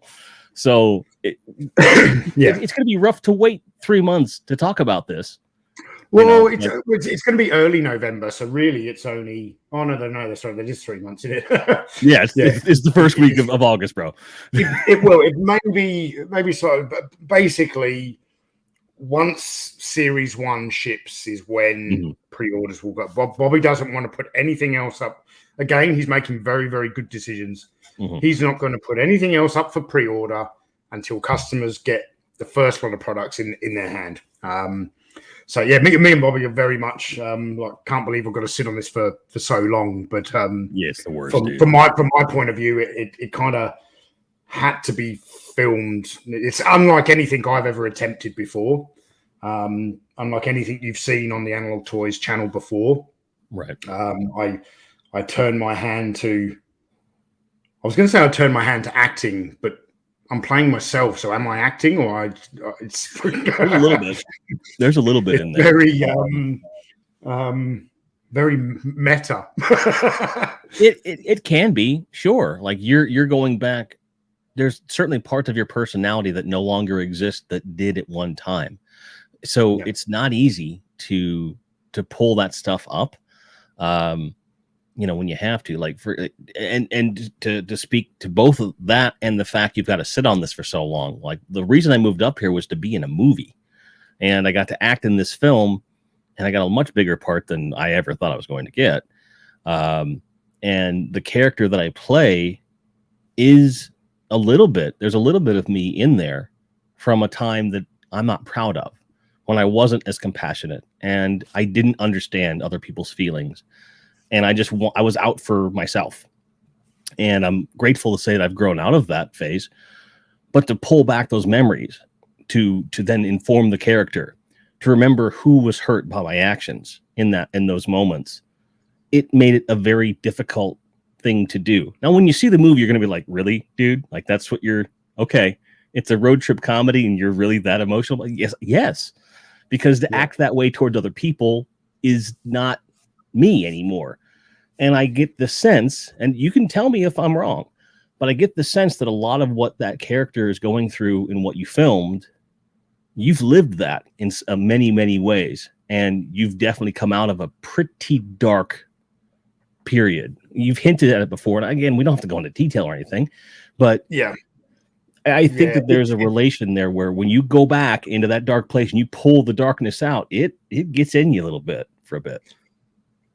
Yeah, I'm obviously, you know, the audience has to wait to see this, but the short film, if I was to sum it up without kind of giving anything away, it is an introduction to the character of Desert Rat. You know, it is blended into the comic book lore. There's been a lot of discussion with me and Bobby. But a lot of the character is really based on my own experiences. Like, I'm not in that place in life now, but I have been in the past. And it was going right back to the start of the stream. You asked me if there was anything else I collected other than toys, and my first instinct was to respond very differently to the whole DVD thing. I was like, I don't still, but I spent a long period of my life collecting traumatic experiences, and I've those first 3-4 years when I first moved back to Australia with Grace after leaving. You know, I'd been in Iraq for a long time. I really struggled, man. I really struggled, and it was the support of, you know, I made a speech at we had a surprise party for my wife last week. She works at the same company as me, but she's been a contractor, and she's finally been offered a permanent role which comes with quite a big pay rise, sick pay, and all this kind of thing. So we threw a surprise party for her at a friend's house, and I stood up and gave a bit of a speech. I couldn't believe I was sort of making this speech about, you know, how proud I was of her, but also I really liked the people she's going to go and work with. You know, there's all lovely people in that particular team, in that department. But I said during that speech that, you know, people see, because how you see me and Gracie on live streams is like, that's how we are in real life. It's not an act. So people know us at work as always. You know, I've almost got the same kind of banter with her that I used to with my army buddies, you know, so we can make fun of each other. And I said in this speech that, you know, I know you all, you know, see me and Grace mucking around and we're always taking the piss out of her, but in all seriousness, this woman saved my life. And I just carried on with my speech. And I remember Grace was standing next to me and she was like digging her nails into my arm. And I'm like, as I'm trying to do this, but I'm like, what? And I had kind of not been paying attention. 3 or 4 of the people there listening to the speech had started crying because of saying that. And I genuinely meant it. So, right. Oh, I've gone off. No. I see. All right. Yes, we are putting on a show for you folks out here, but this was always sold as a loose conversation framing for he and I to hang out and get to know each other. So you get the benefit of looking in on this, but that was, dude, I love hearing stuff like that because it's nice to know that there are still people that can care about each other that much. And I'm grateful to say that I have that in my life, and it's only going to get better. But when you find people it's our 9th wedding anniversary in two days. That's awesome. And the number 9, the Thai culture, that they have a lot of different numbers, and number patterns have a lot of meaning to them. And the number 9 is a very significant, it's a very lucky number in Thai culture. So where we would normally, in our culture, the big celebration would be a 10-year wedding anniversary, a 25th wedding anniversary. Grace is like the 9th wedding anniversary is really important for me. So I've bought her a diamond. It's not going to spoil anything here. She knows what she's getting because I won't pick jewelry for her. But I bought her a diamond, not like an engagement ring, but a gold ring with diamonds. So she deserves it. And chat is over here cutting onions. They're very they're very happy, and they're like going, "Oh, great story!" It's true. It is. Yeah. So with that in mind, I know that we've been very selfish throughout this, and frankly, folks, that was by design. I wanted to get to know my friend, but I hope you got something out of it. We have about a half hour left at most. So if you have, directed questions about, the discussion that we had in particular, or just anything you want to say, now's the time. Not everyone's going to get on screen. Not everyone's going to get their question answered, but I will pick out the best ones and we'll go from there. Jesse says, every kiss begins with K. That's an American thing. There's a K Jewelers, right? And they've had the same jingle for like 20 years. Every kiss. Okay, from a jeweler's. I was like, what the hell? Yeah. Like how the hell does that work? Like, hey, yes. Like if you even try to use the word K, you're going away from the kiss motion with the lips and stuff. Yeah. And when Jim says that he's going to pick out the best questions, give us some hard questions, not the same old. Like best, I don't need to. I don't. No offense intended, but I don't want to be fielding questions like, "What's your favorite action man?" Yeah, exactly. Right. Who's your favorite Star Wars figure? Everyone should know by now. Bespin and I can relate to this because, when I was a professional musician, we would do press while we're on the road, and each town you get someone new that looks the same and asks you the same damn questions over and over and over. And I know you've been doing a lot of press since the announcement, and I've heard a lot of the same questions asked to you. And I was like, I know. So none of those questions are going to be in here.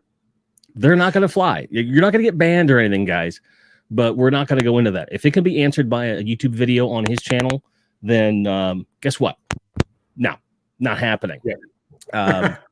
No hate on anybody, but there's a certain degree of fatigue that goes along with, okay, I'll tell the story again. Not to mention the fact that I need to thank you, Tony, because you have had a mammoth week. And the fact that you came on here, like I was going through all these different streams just today, just to pass the time.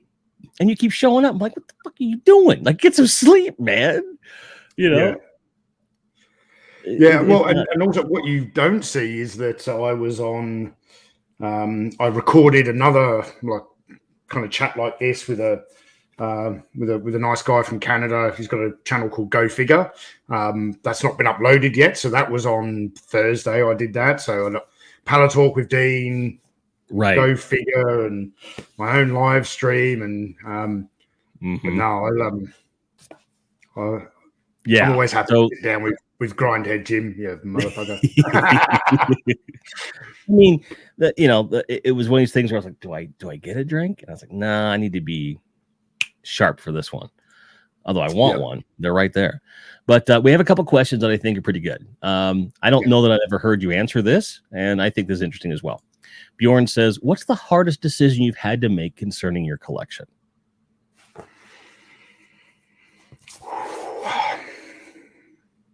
You can take a second to think on it if you like, because I do have something I can. The hardest decision I've had to make is when I moved back to the UK in 2001, my collection was left behind in Australia, and because I wasn't sure, I didn't know if I was going to go to England for 6 months. I wanted to see the country as an adult, and fell in love with my country of birth, seeing it through adult eyes. And but best year, the best and the worst years of my life were basically through my from my mid-20s to my mid-30s when I was living in the UK, was in the military, all of that stuff. I think I've been back there like a year, 18 months, and it's like I wanted my collection around me. Should I ship it to the other side of the world? Should I get my parents to box it up?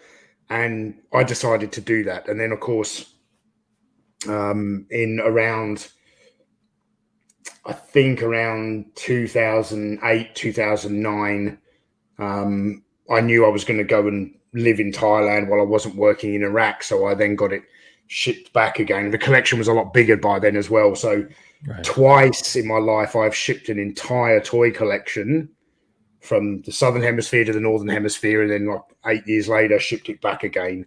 That was very hard because I was concerned about what would happen to it during shipping and stuff. So great question, Bjorn. Definitely. I've got two. So the first one is continuing to store the majority of my collection. It is been difficult because there isn't a week that goes by that I don't think, man, I should just go down and get it.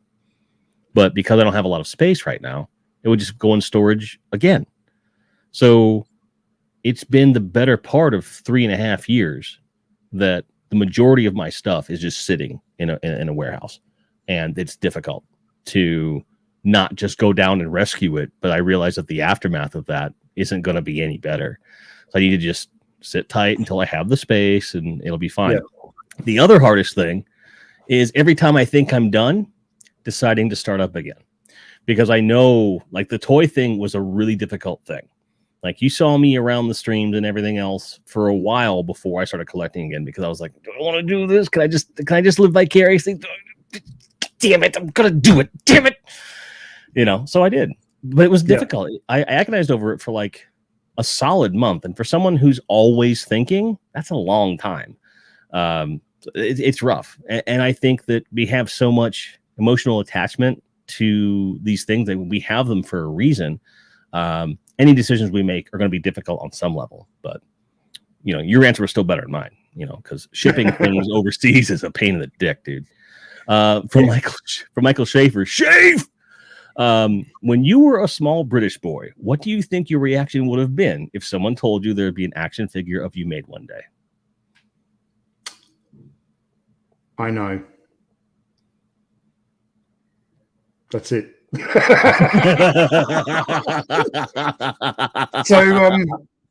So Michael Schaefer. First of all, I was a chubby British boy to begin with. Then I turned into a tall, skinny boy. What would my reaction have been? Well, the first time I was given an Action Man figure, I've told this story many, many times, but it makes sense to tell it again right now. The first time I ever held an Action Man figure in my hand, an Action Man did become Action Force, and it's all the same with lineage. Mm-hmm. First time I held an Action Man, and I looked up at my dad, and I was like, and he was dressed as a soldier. What's this? What does he do? He's a soldier, he defends the country. And I'm like, that's what I'm going to be when I'm older. Right. And I believed it. And it never, ever left the inside of me. It was from that moment on, I was going to grow up. I was going to go into the military. Maybe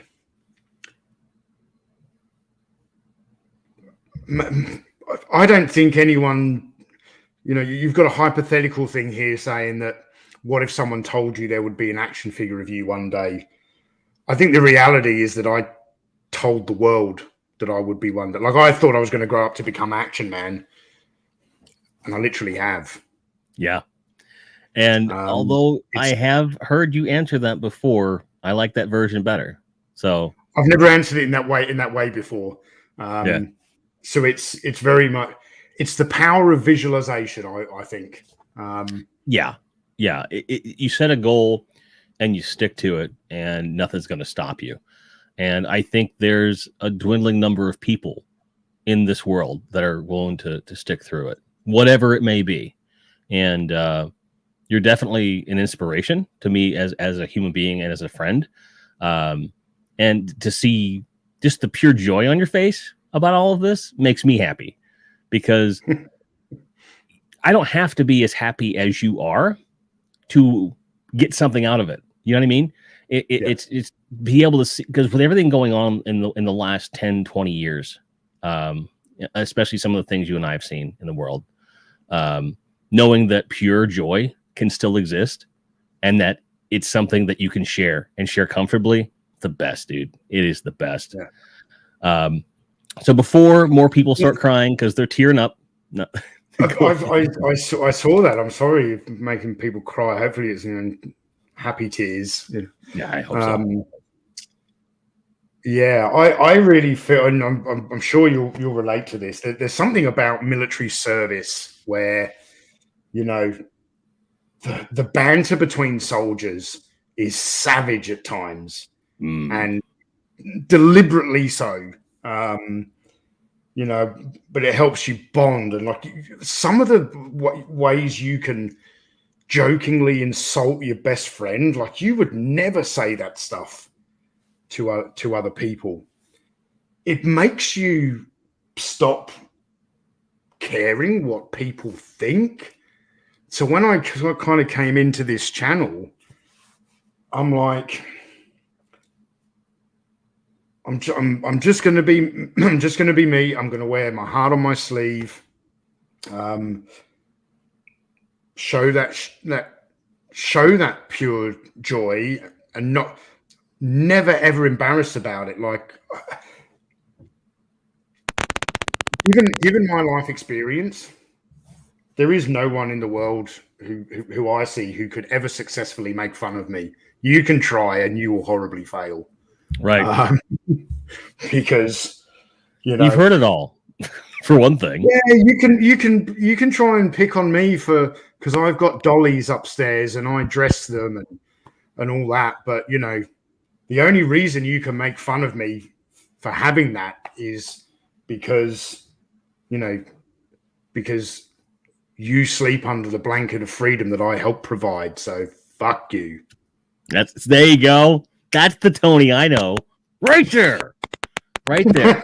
Oh, by the way, I never heard you say this before, but this morning I was getting breakfast and stuff, and I forget which video it was. It was just one I just, for whatever reason, haven't happened to catch. And there's a bigger backlog on your channel than I thought, to be honest, because the algorithm. Yeah, certainly the live streams, because the live streams are mostly unlisted after the stream. Right. So you got to go to the playlist to find them. I've actually been a bit lazy lately doing that. I've been leaving them up, but sure. That's a bit of advice that me and Retro Blasting were given by like a consultant who said some people don't like live streams, so it'll actually make you unsubscribe from their channel. So this is what you should do when it's ended: change it from public to unlisted and put it into a playlist. So yeah, and I agree with that for sure. Before I move on to the next question, forgot what I was going to say. I'm sorry for interrupting you. No, you're fine. Oh, man. Fuck. See, those of you who have been watching me stream for a while know that I don't normally have those moments. So, hey, it takes something. It'll come back to me, I'm sure. Next question. Thanks to you both for serving in the military, and here's my... That's what I was going to talk about. Sorry, Robert. I'm going to come back to your question. Sorry. The end of that video that you had, you said, knowing is half the battle, and the other half is hitting... with a bat. Yeah, that was brilliant. Oh man, I lost my shit. It was like 8 o'clock in the morning, and I'm laughing hysterically, and I'm like, "What the hell's wrong with that fat guy?" I just lost it, dude. It was the best. I was like, "Yeah!" So that's I like it when the claws come out there. So Robert says, thanks for both of us serving in the military. No worries. Here's my question. What is the worst or most damaged item in your collection? So I've got boxes of rummage spare parts and things like that. So a lot of them are broken and damaged, but I'll answer this by saying the most damaged item that's on display in my collection and that is I've got about 4 Action Man figures still from my childhood. Mhm. But my favorite one, he had a name, he had a backstory and everything. Got played with so much that all of his joints are loose. So he has to sit down he's sitting on top of an Action Man helicopter box. He's the most badly damaged figure, and I don't want to restore him because he went through battle. I actually remember, because I was a bit of a twisted kid. I was fascinated by the Rambo movies. I think Rambo, after Action Man, Rambo was then the thing that it was like, oh hey, I didn't really understand what Green Beret was, but I was like, I want to be a Green Beret. I want to be a Green, and then I figure out it's an American thing, and in Britain, Special Force is different. And but from First Blood, where he jumps off the cliff face through the tree, cuts his arm, and then he stitches it up later.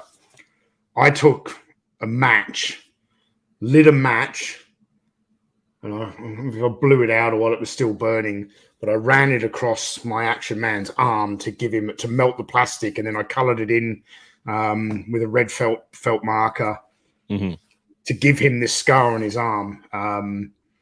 So I'm never going to go and change that. That's my childhood badass Action Man, and he was my best imaginary friend when I was a kid. So that's the most damaged one in my collection. Most damaged item in my collection is my heart. And chat, I should have said my psyche. Well, Bobby has you covered. But I like Scuba Pete and Shafe.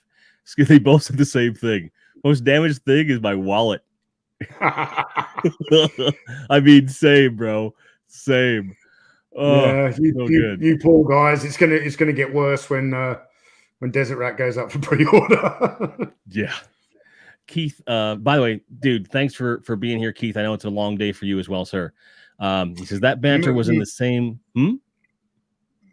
Well, that. So I think we were in a private chat earlier, or maybe on Patreon. You were starting to think I'm a vampire. Yeah. Keith is a vampire, and I think perhaps he may have bitten me once.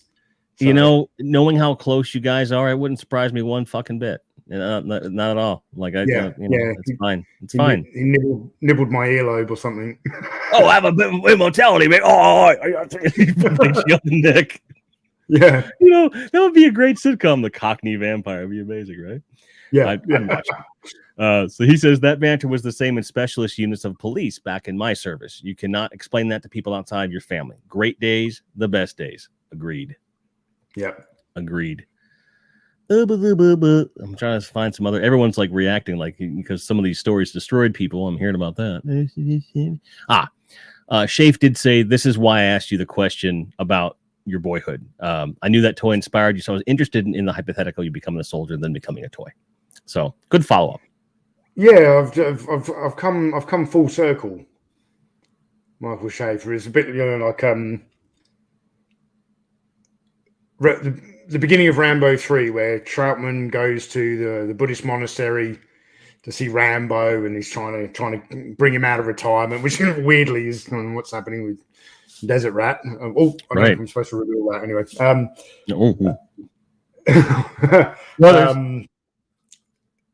Yeah, and Troutman's having this conversation, and he's like, when are you going to come full circle? When are you going to realize that you're nothing but a full-blooded combat soldier? I know I didn't quote that exactly correct. You're pretty close, though. You're pretty close. I've just come full circle. So. I've had my war, Colonel. I've had my war. Susanna Strasner, who is one of my dearest, closest people, and is in fact my girlfriend, says the names people called me as pet names in the military would be like grave insults to civilians. Lol. Yeah. 100%. 100%. And by the way, honey, and all of the mods in chat, thank you so much for taking care of business and keeping people engaged, because we've been talking for a long time, and I know that it can be frustrating when there's a long conversation and you're not getting that engagement. So thank you, mods, for keeping that going. We really appreciate that. Wooks says, hello, Mom. they call me mom over on Twitch. It's a long story. One I won't divulge here, but you'll get a kick out of it. I'll tell you right after we go off. You'll really like it. Where did I miss? Damn it. I would like to answer Keith Holmesley's question. This is Tony. Do you use wet wipes or dry toilet paper?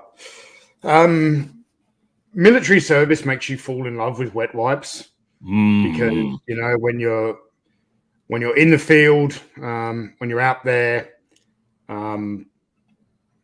it's difficult to even you can go for a dump and you can't even wash your hands properly afterwards. So you actually just bathe using wet wipes. You wash your arm. Yeah. I remember part of Special Forces selection being in the jungle in Brunei for 5 weeks, living in tactically living in the jungle, the most oppressive environment to operate in. It was just wet wipes, man. That's how you kept yourself clean.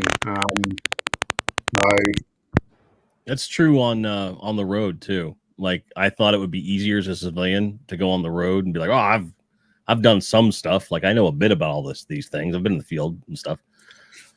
It did not prepare me for living out of a van for a month to 6 weeks at a time.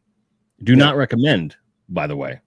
Not a lot of fun because everyone stinks, and you don't have that same kind of camaraderie. Like it's similar, but it's not even close. Like could be like, oh, you smell, you should do this, oh, it's stupid, whiny civilian crap.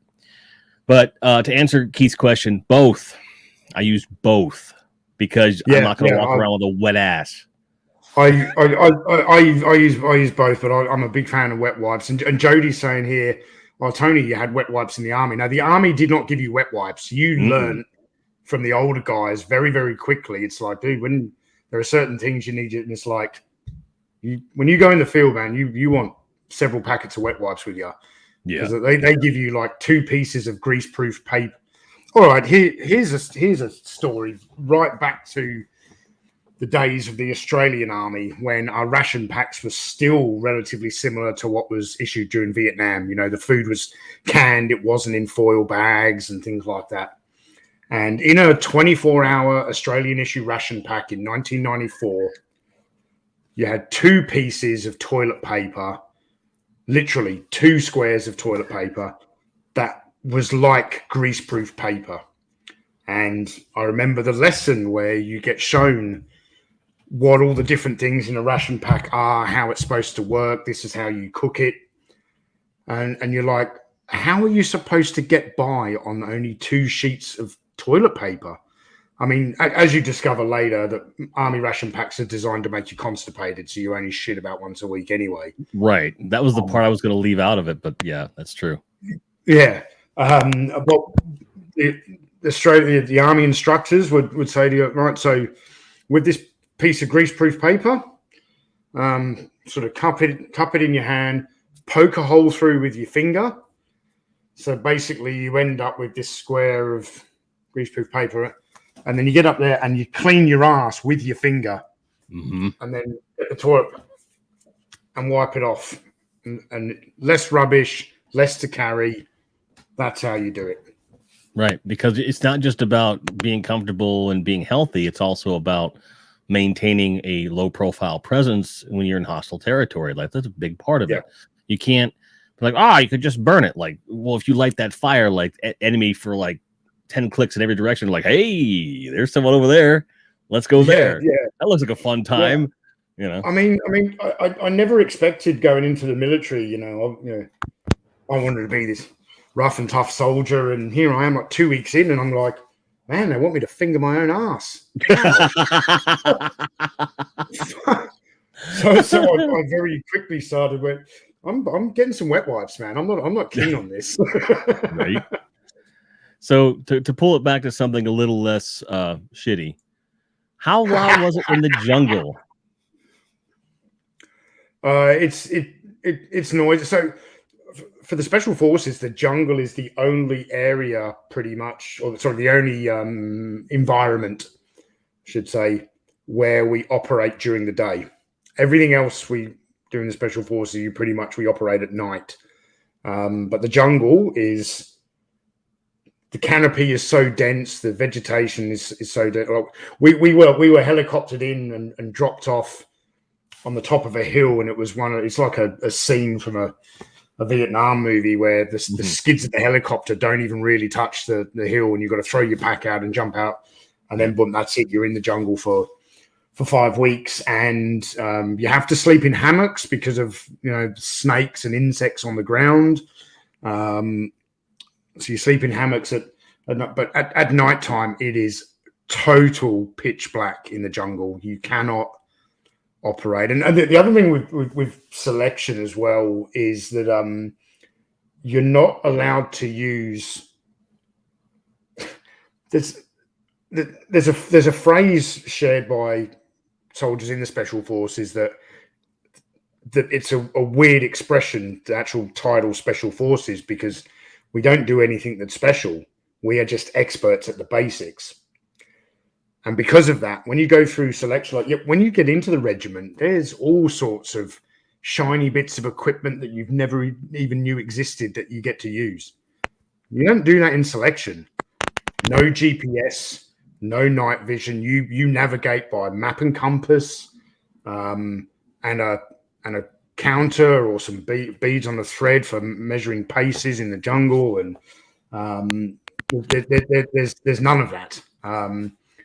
So the jungle, it's very loud, but it's so exhausting. It's so humid, so exhausting. To travel a kilometer in the jungle with full pack through dense vegetation, particularly the way we patrol silently.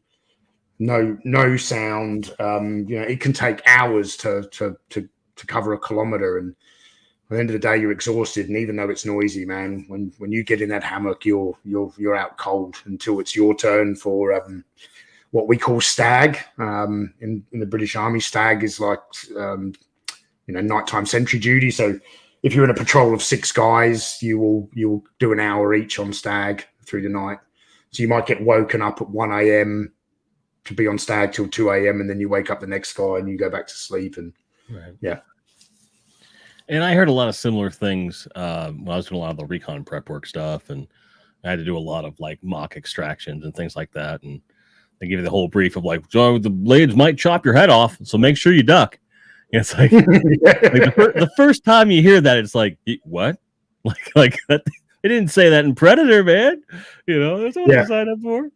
But Jody, I had to bring this up because I think it's hilarious. Because Jody is a total trooper. Like when we first announced this, he's like, "I'm going to be asleep in the middle of the night." And then as the week crept on, he was like, "Nah, I got to be there." And I said, "Well, I'm going to make it that much harder for you. Here, have a wrench."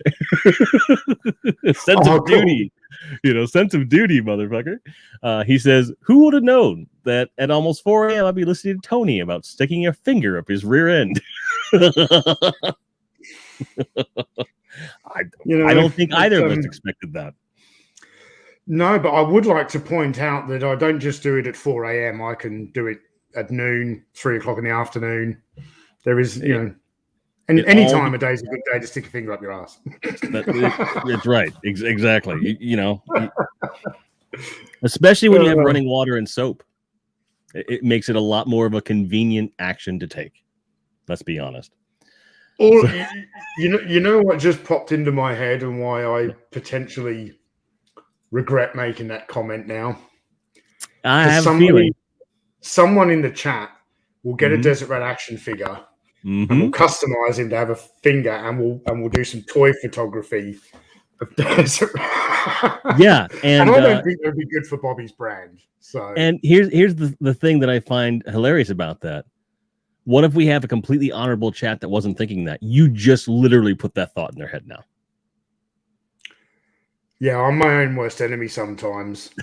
I have a number of moderators, but my longest serving moderator, who is a fantastic moderator, my buddy Timothy Ward. He was in the chat earlier. I don't know if he's still here or not, but I just want to say now that let me know if you are still here, Tim. Yeah, because I wanted to say this to him for a while, and I haven't yet. So here we go. I know that sometimes Tim saves me from myself, and I want to thank him for that. You know, I sometimes drunk comment. I respond to YouTube comments when I'm drunk, and Tim saves me from myself. God bless you. Keep doing it, Tim, because I love you for it, man. I need that. I need that help. So I appreciate it. Yeah, I have Michael one Schaefer, on the video. other hand, encourages me. Right, exactly. But there's a balance there. There's like, go get him, Tony. Don't get him that much. Come back, come back, come back. Yeah. That's what Tim does, and I have so much respect for the way he does it. And he's my voice of reason. And I want to publicly say that and thank. I wanted to say that to him for a while, so there you go. I've done it. I've done it publicly. No. There you go, and it's on record. And he was here, and he heard it. So awesome. Got him on all the different levels. I have one video that is probably my most watched video, and it has the highest dislike to like ratio of anything I've ever put out. I slagged a particular headphone manufacturer for having shitty customer service and false advertising on the product of what it was capable of, because it didn't do what it said it was going to do in the way that they said it should do it. And I called their customer service, and they're like, sorry, there's nothing we can do. And I'm like, wait, what? There's nothing you can do? So I recorded a very heated "don't buy this ever" video. And I said it was based upon the customer service. Little did I know that for the next 5 years, about once a week at 1 o'clock in the morning, some dipshit's like, yeah, I've had these headphones and they're fine. I'm like, you didn't watch the fucking video, you moron. And I would just sit there, fucking, oh my God, like, if you want to give me some constructive criticism on how I do my video, or if there is something a fact that I actually got wrong, fine. Like, I can accept that. I accept a rational discussion about a difference of opinion, and that's fine. But if you clearly didn't watch the content that you're commenting on, and you're just there to shill for this company that does not back up their own product, fuck out of here. Just fuck out of here with that shit. All right? I don't have time. I'm getting too fucking old for this shit. Okay? Yeah. So, but I get it, because a lot of those comments, there's about, good 80, 90 ounces of lager in me. I'll tell you that. And I was like, just get all wound up and shit. And I don't even know. Like, I'm not even a tech review channel. Like, I don't even know why I just delete the damn video. But I can't. I can't. Can't delete it. Because you just want to be like, don't do. Remember what I said about being an idealist? People should be reasonable. They aren't, but they should. And that's exactly. But we have actually hit time, people. Tony has been extremely gracious with his time. You all have been gracious with your time. A lot of people in the chat need to go to sleep. I'm not one of them. But and I know that your day is early in the morning here. Right. So we're going to go on and do what we're going to do. But I cannot thank any of you enough for being here. Tony, thank you for coming on relatively short notice, as well as just stacking all of these things together at once. So obviously you're welcome anytime you want to come on and bullshit with me. Thank you, chat, for a large portion of you that are here, that are Analog Toys, are our Comic-Con veterans. This is a very different tone discussion than what you're used to seeing. And if I'm ever on someone else's channel or doing something that's not my show, you guys know me. I'm not going to be like that there, but here I cut loose, and I wanted Tony to be able to do it. So thank you for having the patience and understanding to allow us to do that. And do you have anything you want to plug right now, other than the obvious? Well, I've already talked about plugging my ass with my finger.